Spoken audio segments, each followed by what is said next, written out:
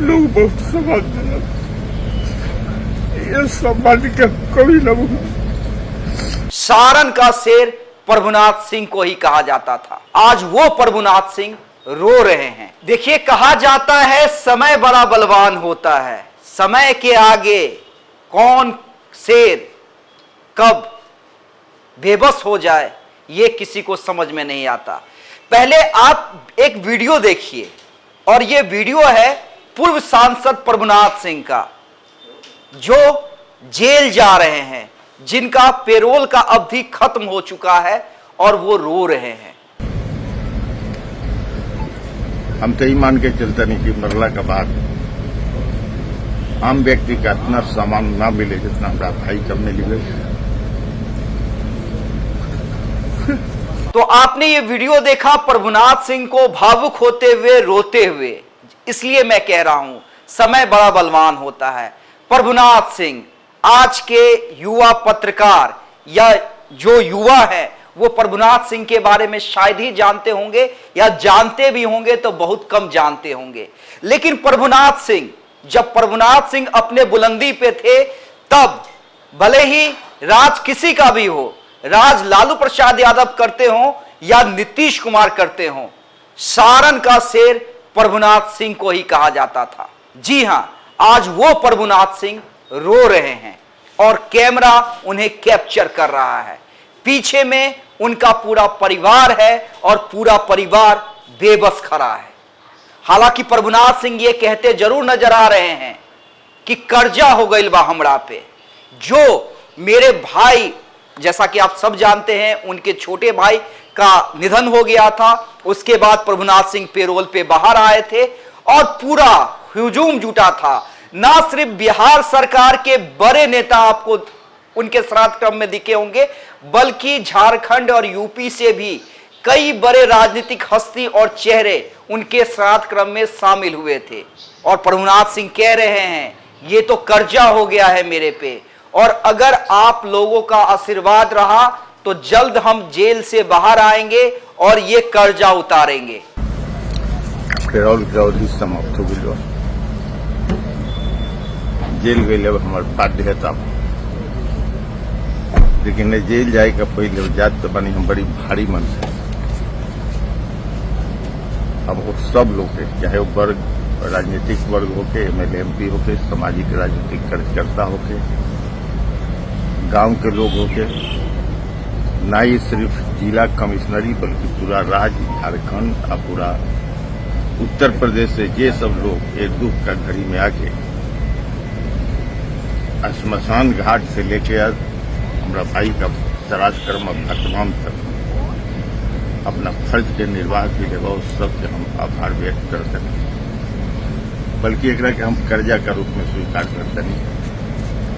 अगर ईश्वर ताकत दी है तो हम प्रयास करेंगे कर्जा को उतारेंगे। हम तो ही मान के चलते नहीं कि मरला के बाद आम व्यक्ति का इतना सामान ना मिले जितना हमारा भाई कब मिली गई।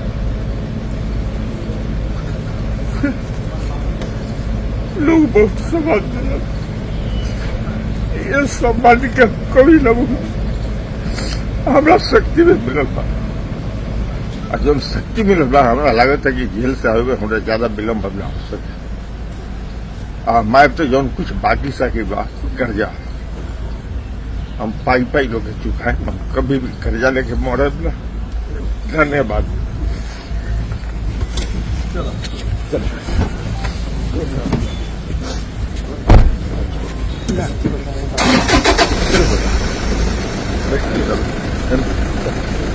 थोड़ा सा बात करेंगे।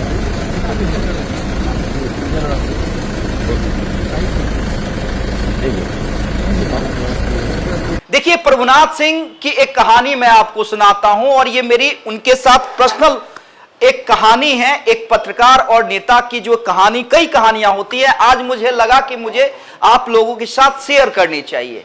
देखिए, उस दौर में मैं रिपोर्टिंग किया करता था और हर तरह के एंगल, हर तरह के डे प्लान होते हैं, तरह तरह की स्टोरी लाइन खोजनी होती है। प्रभुनाथ सिंह आरजेडी में आ चुके थे। जी हां, प्रभुनाथ सिंह आरजेडी में आ चुके थे, और जाहिर सी बात है उनका चुनाव लड़ना कंफर्म था। हुआ क्या था, उस समय आरजेडी से दूसरे सांसद थे, सिटिंग सांसद, और वो भी सिंह जी थे। मैंने एक खबर चलाई थी, आरजेडी में सारण सीट को लेकर सिंहवार। रात में प्रभुनाथ सिंह का मेरे पास कॉल आता है और कहते हैं वो मुझसे, अमित मैं आपका कल इंतजार करूंगा और सुबह की चाय आपके साथ पीऊंगा।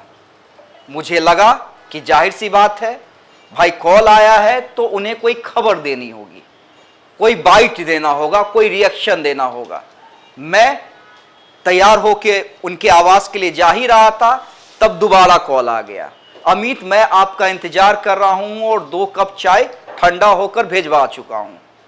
मैंने कहा जी मैं बिल्कुल आपके आवास की ओर ही आ रहा हूं। जब प्रभुनाथ सिंह के पास मैं जाता हूं, वो एक कहानी मुझसे सुनाते हैं कि उस पूरे क्षेत्र का, हालांकि देखिए बहुत सारी बात है जो मैं शेयर नहीं कर सकता हूं, लेकिन जो जिस्ट है, जो संक्षेप में मैं बता सकता हूं वो यही था कि वो मुझसे कह रहे थे कि मेरा टिकट छोड़िए, पूरे सारण में लालू यादव बिना मुझसे पूछे एक टिकट किसी और को नहीं दे सकते हैं, और आप खबर चला रहे हैं कि एक सीट के लिए प्रभुनाथ सिंह आरजेडी के अंदर गिड़गिड़ाएगा। फिर मैंने अपना एंगल समझाया, क्योंकि उसमें भाई जो मौजूदा सांसद थे उनका भी बाइट था, और तब जाके वो संतुष्ट हुए कि भाई एक पत्रकार के नजर में।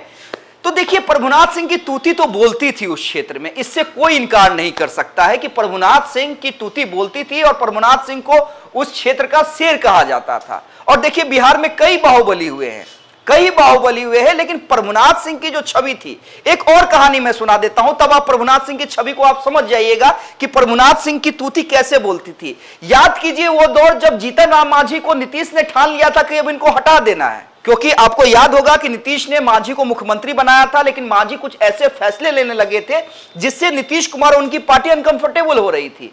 तो मांझी को हटाने की तैयारी शुरू हुई।